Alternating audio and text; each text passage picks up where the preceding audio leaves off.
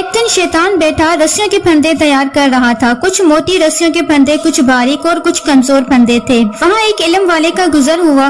اس نے شیطان سے پوچھا، ارے او دشمن شیطان، یہ کیا کر رہا ہے؟ شیطان نے اسے دیکھ کر اور اپنا کام جاری رکھتے ہوئے بولا، دیکھتے نہیں حضرت، انسانوں کو قابو کرنے کے لیے پھندے تیار کر رہا ہوں۔ اس حضرت نے پوچھا، یہ کیسے پھندے ہیں؟ کچھ موٹے، کچھ ہلکے۔ شیطان نے کہا، پھندے ان لوگوں کے لیے ہیں جو شیطان کی باتوں میں نہیں آتے، لہٰذا مختلف قسم کے پھندے تیار کرنے پڑتے ہیں۔ اس حضرت کے دل میں تجسس پیدا ہوا اور پوچھا، کیا میرے لیے بھی کوئی پھندا ہے؟ شیطان نے مسکراتے ہوئے کہا، آپ علم والوں کو تو میں چٹکیوں میں گھیر لیتا ہوں، پھندے کی ضرورت نہیں ہوتی، علم کا تکبر ہی کافی ہے آپ لوگوں کو پھنسانے کے لیے۔